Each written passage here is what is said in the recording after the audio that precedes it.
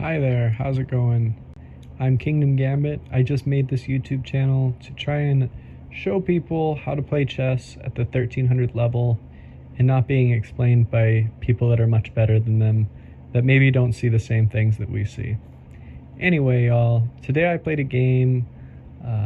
It was pretty good. I got to show off one of my opening traps that people fall into quite a lot. And, oh, I'm like a move or two in. Let me reverse that. So the game started off with me playing the queen's pawn forward, d4. He followed up with the queen's pawn forward as well to d5. I developed my bishop to f4, and I'm looking to be a little bit, little cheap, I feel like this opening is. He develops his knight, controlling some squares in the middle, pretty good move. And I developed my knight to the wrong place if you're playing the London, but the right place if you're playing the Jobava London. Developing this knight is a little bit cheap because it enables me to try and set up the fork where I'm going to be moving my knight here. The bishop is also hitting this square, thus by checking the king and winning the rook. Oh.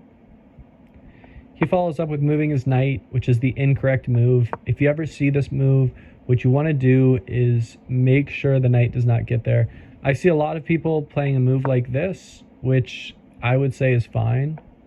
And there's a bunch of ways that you can go about it, but it's definitely not one of them. Even getting out here, so if I come here, he can just bring this here. And this is actually a pretty good trade if he ends up going into this line right here. Anyway, what happened in the game was he ended up playing his knight,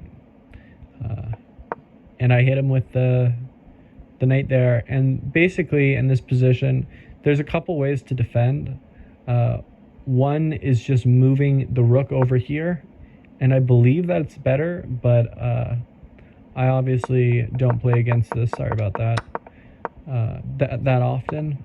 So what he ended up doing is bringing the pawn to the center, me capturing it, of course, and then he moved his knight to attack my bishop. Now I move my bishop back, and he takes, opening up my open file for my rook. Just sounds a little funky the way I worded it. And he takes the pawn. You can already see from right here. Well, the evaluation bar is very slow, so maybe we won't have to wait up for that.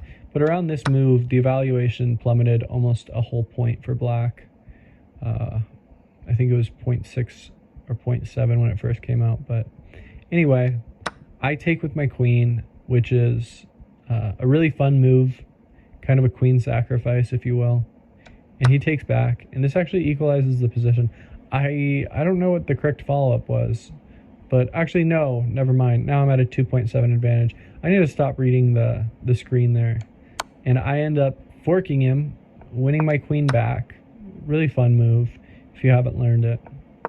He brings his knight over. I mean, not his knight, his bishop, his light squared bishop to hit my knight. And I castle. He takes, I take back. He moves his knight to block the check. And I start developing in the center.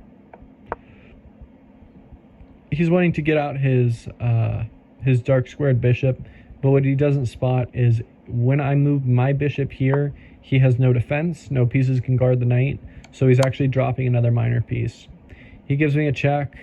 I develop more in the center, and at this point I take, and he resigns after moving his king.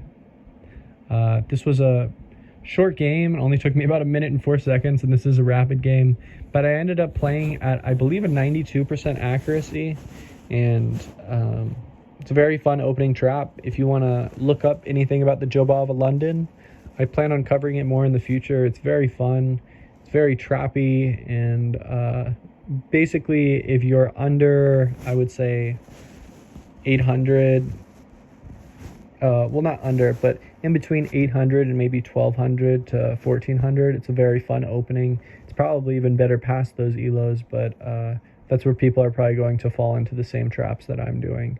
And if I did have a follow-up to this move, I was thinking about two different things. I was thinking of just checking the king, making him capture. Oh, but I would have lost my rook. I am dumb for that. I can't believe I I thought of that.